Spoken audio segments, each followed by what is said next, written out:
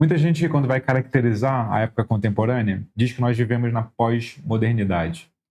Esse é um dos termos mais ambíguos que há em filosofia, e aqui eu queria propor uma ideia básica para entender esse termo e, consequentemente, entender a época em que nós vivemos.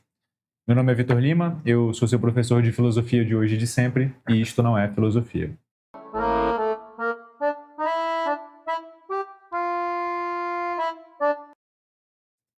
Eu vou seguir a tese defendida aqui pelo Luc Ferry, filósofo francês contemporâneo, nesse livrinho chamado Aprender a Viver, em que ele faz um panorama da história da filosofia, dos antigos até os contemporâneos, passando pelos pós-modernos.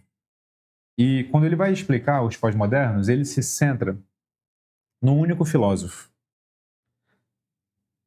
que é o Nietzsche.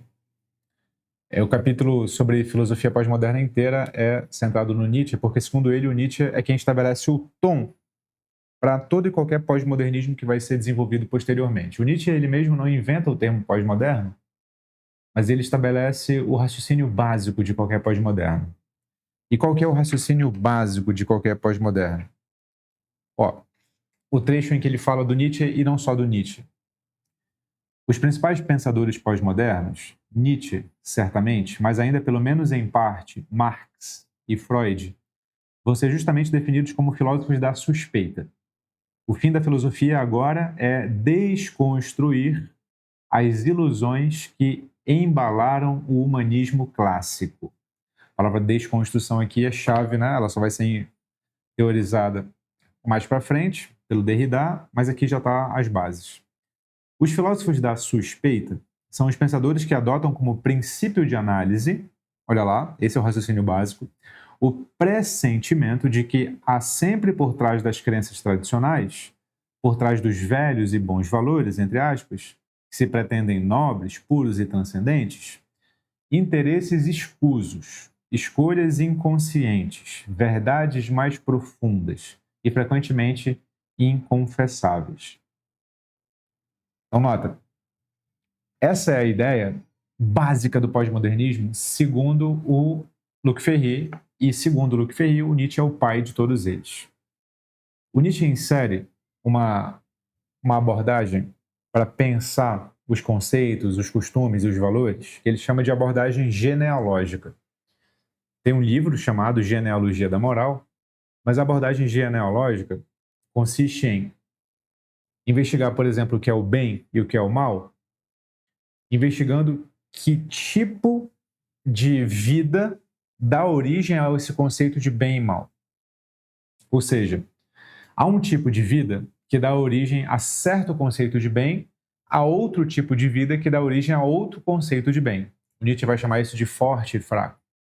Portanto, ele vai atrelar a moral ou ética a uma sociologia e a uma psicologia. A um tipo psicológico, a um tipo sociológico, ou seja, a determinados padrões de comportamento social e psicológico que dão origem a determinado conceito de bem, a determinado conceito de mal. Em outras palavras, sabe qual que é a pergunta típica de um pós-moderno?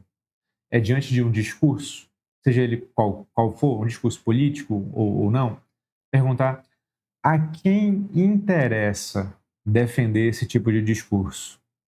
A quem interessa defender esse tipo de discurso? E aí, a depender de quem defende esse tipo de discurso, o discurso é rechaçado ou aprovado. Esse rechaçamento e essa aprovação, notem bem, não tem nada a ver com a validade do argumento do discurso, a verdade que o discurso estabelece. Por quê? Para o discurso pós-moderno, básico, verdade e validade não estão no discurso. O discurso não tem um valor independente. Ele tem um valor atrelado a quem interessa esse discurso.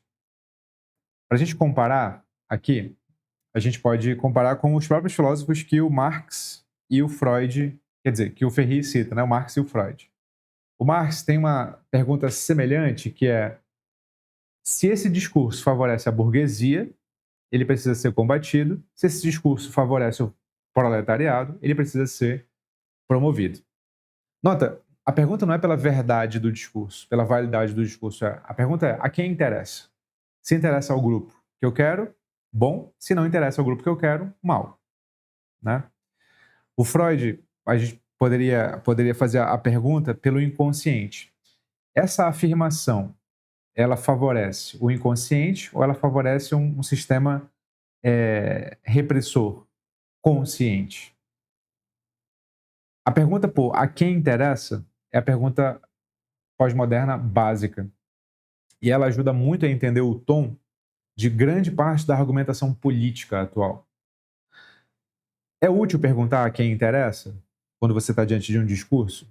É útil perguntar, porque você muitas vezes lê na entrelinha do que está sendo defendido. Então, se uma pessoa defende um discurso mais ou menos com palavras bonitas, um vocabulário didático, alguma coisa que te envolva emocionalmente, dificilmente você consegue avaliar a clareza, a argumentatividade, o raciocínio daquilo. Mas quando você pergunta, esse discurso aí que me soa tão bem, interessa a quem? Se interessa a ele, provavelmente esse discurso está comprometido. É uma boa arma de raciocínio crítico você se perguntar a quem interessa esse discurso. Mas por que ela é uma arma que, no fundo, acaba por ser um tiro no pé? Porque quando você se pergunta só a quem interessa o discurso, você se esquece de avaliá-lo logicamente. Avaliá-lo faticamente. Né? Você não avalia mais as evidências, você não avalia mais os fatos, você não avalia mais a coerência interna do discurso. Você só se pergunta a quem interessa. E se interessa ao grupo que é oposto ao seu, você descarta.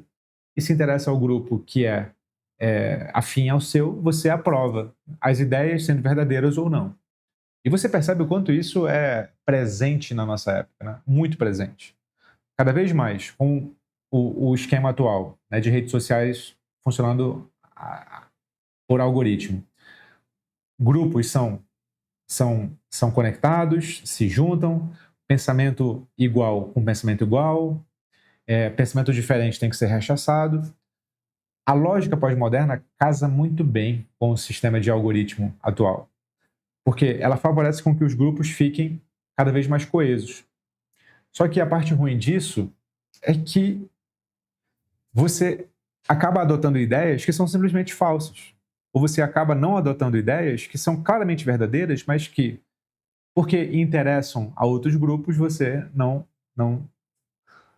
endossa, você não defende, você não promove. E um pouco que não tem muita saída para isso. Assim, a saída para isso seria, obviamente, fazer com que grupos se integrassem mais, mas não tem nem vislumbre disso acontecer, pelo menos, né, não nos próximos anos, nas redes sociais, na realidade. Enquanto você não conviver mais com pessoas, você não aumenta o seu círculo de interesse. Enquanto você não aumenta o seu círculo de interesse, a lógica do se interessa lá, está errado, se interessa aqui, está certo, vai imperar. É por isso que esse raciocínio pós-moderno é muito imperante. É muito imperante. Você já caiu nesse raciocínio pós-moderno alguma vez? Você já se pegou aprovando ou desaprovando uma ideia só porque ela interessa a alguém de quem você não gosta, ou a um grupo de quem você não gosta? Se sim, coloca aqui nos comentários. E se sim também, reflete se você não deixou uma boa ideia passar, uma ideia verdadeira, uma boa evidência passar, só porque ela não estava dentro do seu círculo de entendimento, o seu círculo de compreensão. Isso aqui é um excelente insight para entender a época em que nós vivemos, tá? Isso que eu queria compartilhar com vocês aqui também. O livro Aprender a Viver, do Luc Ferry, eu sempre aconselho a você comprar caso você queira começar a estudar filosofia. Ele está analisado como material de debate, como guia de leitura, lá no Núcleo de Formação Filosófica, na parte de bônus. Se você quiser ter acesso a esse material, conheça o Núcleo de Formação Filosófica, que é a minha formação completa em filosofia. O link está aqui na descrição do vídeo e no primeiro comentário fixado, fique à vontade. Se você quiser aprender filosofia de modo mais profundo, também esse é o lugar certo. Dê uma olhada lá, tá bom? Pensamento pós-moderno. Você é um pós-moderno? Você conhece algum pós-moderno? Coloca aqui nos comentários. Não se esquece, você é o que pensa. Fique com Sócrates.